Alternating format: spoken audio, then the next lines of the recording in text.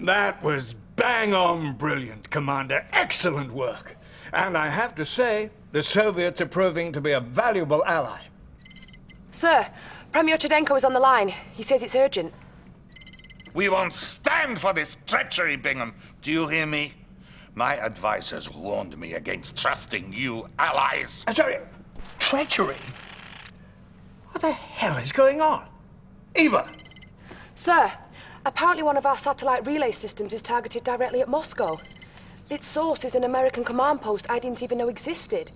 It's at the site of Mount Rushmore Monument in South Dakota. What? Oh, Ackerman. Get the President on the line. What's happening at this Mount Rushmore Command Center, Mr. President? Those Reds are playing you for a fool, my friend. And as long as I'm the President of these United States, I can't allow them to lead this dance. Bingham, you can thank me later when this is all over. When what's all over? Ackerman! Oh, God. He's clearly out of his tree. You need to stop him, Commander, before he undermines our alliance with the Russians.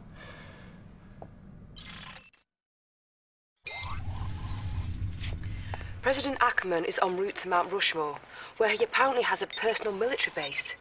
It seems to be armed with some kind of superweapon, which he's poised to fire at Moscow. We have no idea what you're going to be up against, but this we do know. If the President levels Moscow, Russia will retaliate.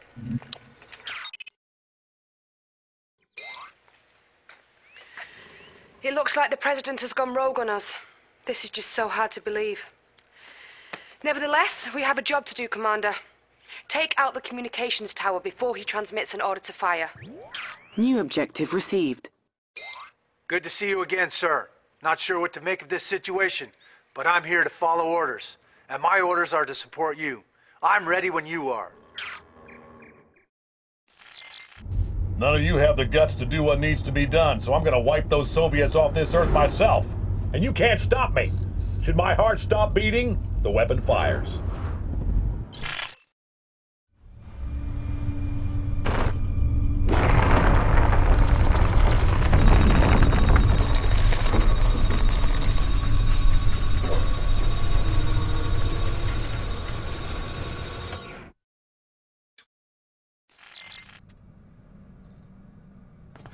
Ah, Commander.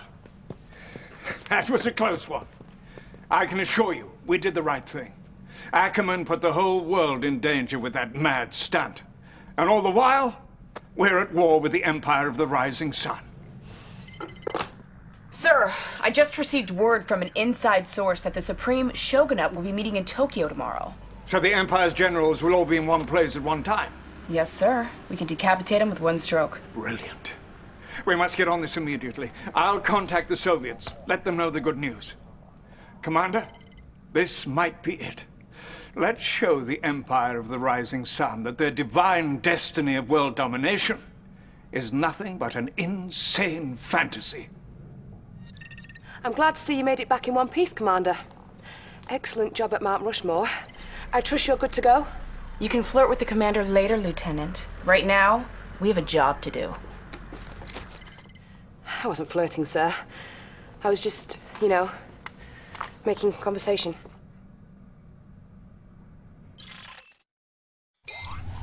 This is an exceptional opportunity. With the Empire's Prince Tatsu and all the Imperial Shogunate in the same location, we could take out their entire command structure. Tokyo Harbor, unfortunately, is also the home of their largest military force, so you'll once again be working in cooperation with the Soviets. General Khrushchev's forces are en route, but you're going to have to hold the ground until they arrive. We only have one shot at this, and it's not going to be easy. But with the Soviets' help, we should be able to take out the Empire of the Rising Sun for good. The Soviets are en route, but you're going to have to hold the ground until they arrive.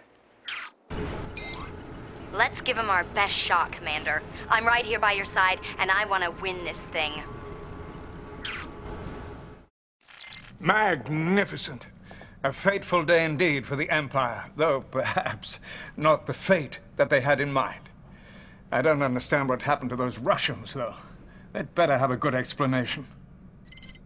Sir, A top Soviet scientist has defected to Berlin. His name is Dr. Gregor Zelinsky. I have him connected. He says he has an urgent message. He'll only deliver to you two. Put him through. Oh, Mr. Bingham, thank you. You must listen to me. Nothing is as it should be. All right, calm down.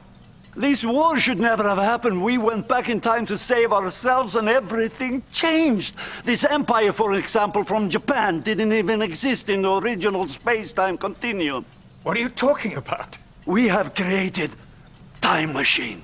A time machine? Yes, yes, you must believe me. Everything Premier Sherdenko has told you is a lie, and now he's preparing a full-scale assault from a secret base in Cuba. What? Eva, can we confirm this? Hold on, sir. The doctor's claims may be true, sir. We're seeing some Soviet ships arriving in Havana Harbor, bearing some sort of mysterious cargo. Doctor, we're not through with you yet. We have many more questions, and we're going to need answers. Thank you. Commander, clearly, you have to find out what's happening in Cuba. We're going off Dr. Zelinsky's information here, so I don't know how much I can give you on this one. I'm sorry. I wish I could do better. You're going to have to snoop around to see what you can find. Time is of the essence here, with Cuba being so close to the US mainland. Use your spies to avoid detection and possibly bribe any enemies that stand in your way. Good luck. You caught them by the short and curlies, Commander. They didn't know what hit them. Well, it looks like everything Zelinsky said was true. I can hardly believe it myself. Those treacherous Russians are to blame for everything that has happened in this war. The only thing that matters now is the complete and utter destruction of the Soviet Union. Cherdenko and Krukov have concentrated all their forces in the one place they believe is impregnable, the Peter and Paul fortress in Leningrad. Bring it down, Commander. Make them pay for their lies and betrayal. The Soviets are making their last stand in Leningrad, and I'm sure they'll throw everything they have at you. They'll use the canals to protect the fortress, so I expect you'll be facing enemy naval forces. Decimate what's left of the Soviet war machine, Commander. I know you can do it. And when this is all over, I'd like to invite you back to my flat for a little victory dinner. We're shrinking down some MCVs to run through the strong Soviet resistance. Set up a base deep inside their territory so we can use the chronosphere to move in some forces. It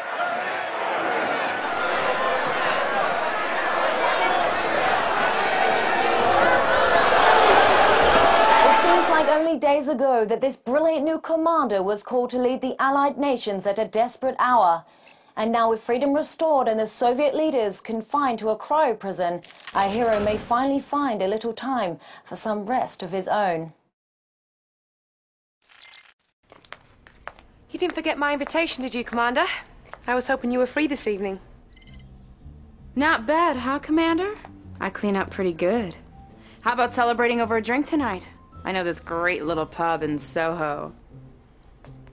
Commander?